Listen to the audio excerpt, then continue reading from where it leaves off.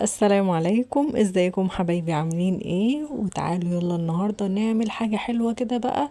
في الجو الحر اللي احنا فيه ده هنعمل الرز بلبن زي بتاع المحلات واحلى كمان. تعالوا يلا نشوف هنعملنا ازاي. بسم الله. عندي كده لتر من اللبن بالقشطه بتاعته، تمام. وعندي كمان كوباية من الرز البلدي، وانقعه شوية ربع ساعة كده في المية، وبعد كده اقوم حطاه على النار يتسلق.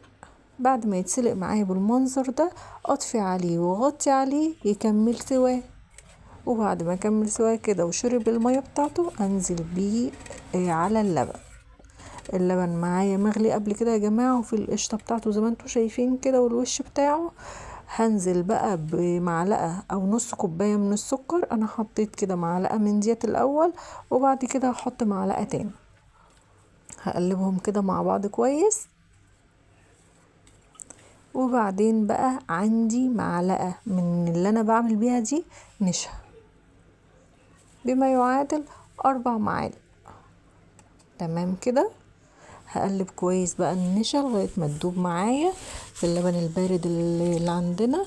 وانزل بقى بكريم شانتيه، باكو كريم شانتيه، هو ده اللي هيخلي بقى عندي اللبن احلى من بتاع المحلات واطعم منه كمان. هقلبهم كده كويس، والتقليب كله على البارد عشان مفيش حاجة عندي تكتل. تمام كده خلاص. بعد ما انا قلبت كله هحط المعلقة التانية من السكر.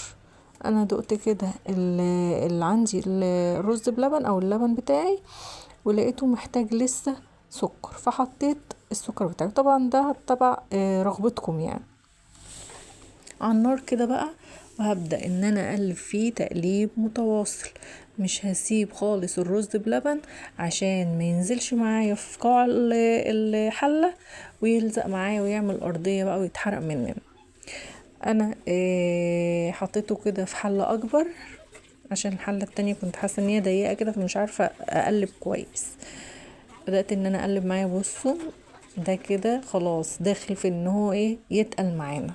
اول ما تلاقيه وجبك كده معاكي خلاص وتقل كده كده تمام، اقفلي عليه بقى. وكده الرز بلبن جهز معانا. الكاميرا معايا شبرت، معلش يا جماعة التليفون يعني الله يكون في عونه من النار والصهد. ابدأ ان انا بقى احطه معايا كده في قوارب فخار، وعادي اطباق تقديم اللي هي الازاز. واي بقى حاجة عندك تزيني بقى.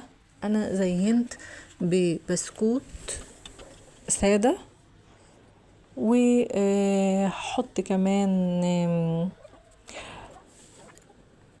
بسكوت كده في اخر الكوباية، واحط عليه رز بلبن.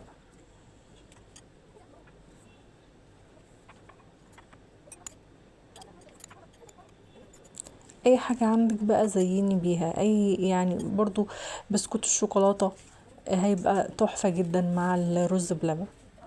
وكان عندي شوية كده زبيب على سوداني على جوز هند، حطيت برضو على طبق من اللي هو الفخار ده.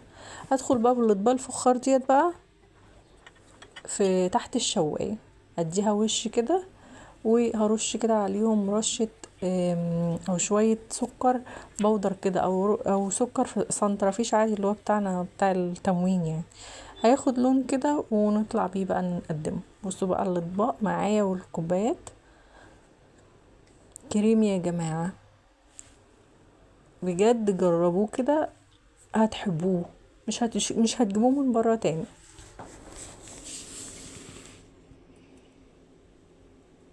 خطير.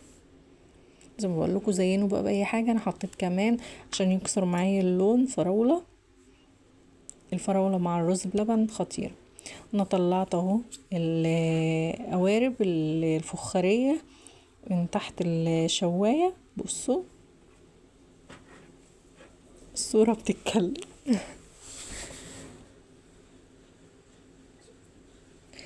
ولو ما عندكيش القوارب الفخارية ديت او الاطباق الفخارية ديت، حطي في اطباق اللي هي بتدخل عادي تحت النار، يعني اللي هي اوعي تحطي حاجات ازاز تفرقع منك، يعني خدي بالك. كان معانا بقى الرز بلبن الخطير ده اللي هناكله بقى في الحر اللي هجم علينا فجأة. خطير يا جماعة، جربوه بقى وهتاكلوا احلى رز بلبن، وزينوا بقى براحتكم. دي كانت حلقتنا النهاردة. تعالوا نوريكم بقى. بصوا بصوا الكريمي.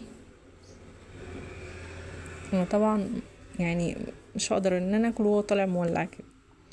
يلا اشوفكم في حلقة جديدة، وتنسوش اللايك، والسلام عليكم.